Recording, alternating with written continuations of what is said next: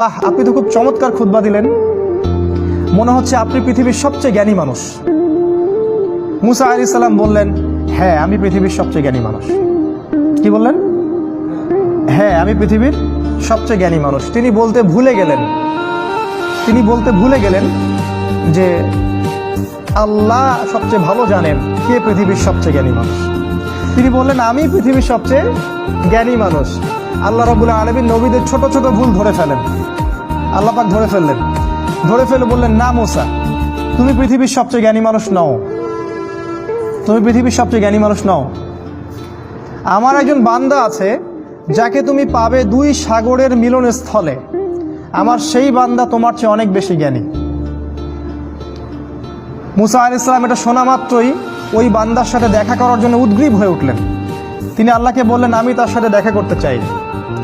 আল্লাহ পাক বললেন, তুমি একটা ঝুড়ি নাও, এই ঝুড়ির মধ্যে কিছু মাছ নিবে, মৃত মাছ, এবং সাথে একজন সহযোগী নাও, নিয়ে সফর করো।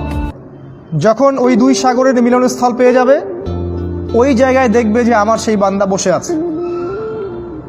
মুসা আলাইহিস সালাম সফর করলেন, তার সাথে একজন যুবককে নিলেন, যুবকের নাম হচ্ছে ইউশা বিন নুন।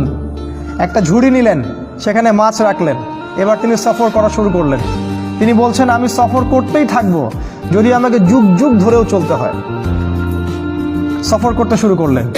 একটা পর্যায়ে সফর করতে করতে করতে করতে দুই সাগরের মিলনস্থল তিনি পেয়ে গেলেন। সেখানে তারা রেস্ট করলেন, বিশ্রাম নিলেন। এই বিশ্রাম নেওয়ার সময় এই যে মৃত মাছগুলো ছিল জীবিত হয়ে সমুদ্রে বা নদীতে চলে গেল। কিন্তু ইউশা বিন নুন এই ঘটনাটা দেখলেন, দেখে মুসা আলাইহিস সালামকে বলতে ভুলে গেলেন।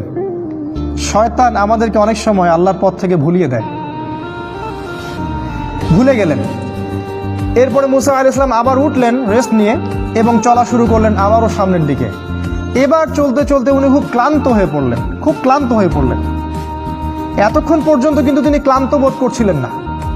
মাছটা যেই সমুদ্রের নদীতে চলে গেল, এবার তিনি অন্য পথ যাচ্ছেন, ভুল পথে, এবং ক্লান্ত হয়ে যাচ্ছেন। তার মানে জীবনে চলার পথে আপনার পথ যদি ভুল হয়, আপনি খুব সহজে ক্লান্ত হয়ে যাবেন। আর আপনার পথ যদি হয় আল্লাহ এবং তার রাসূলের পথে, আপনি সহজে ক্লান্ত হবেন না। আপনার ভিতরে সবসময় চিরযৌবন কাজ করবে। যাই হোক, তিনি ক্লান্ত হয়ে গেলেন এবং ইউশা বিন নুনকে বললেন, নাস্তা নিয়ে আসো, মাছগুলোকে নিয়ে আসো, আমি খুব ক্ষুধার্ত। তখন ইউশা বিন নুনের খেয়াল হলো যে মাছ তো চলে গেছে নদীতে। তিনি বললেন, মাছ তো চলে গেছে নদীতে, আমি তো আপনাকে বলতে ভুলে গিয়েছিলাম। তখন বললেন মুসা আলাইহিস সালাম, তুমি এটা কি করেছো? ওইটাই তো সেই জায়গা, যে জায়গার সন্ধান আমরা করছিলাম। তারা আবার ফেরত আসলেন, এসে দেখলেন দুই সাগরের মিলনস্থলে একটা সাখরা বলে আরবিকে একটা পাথর বা রক, শিলাখণ্ড, এর উপরে একজন ব্যক্তি বসে আছেন।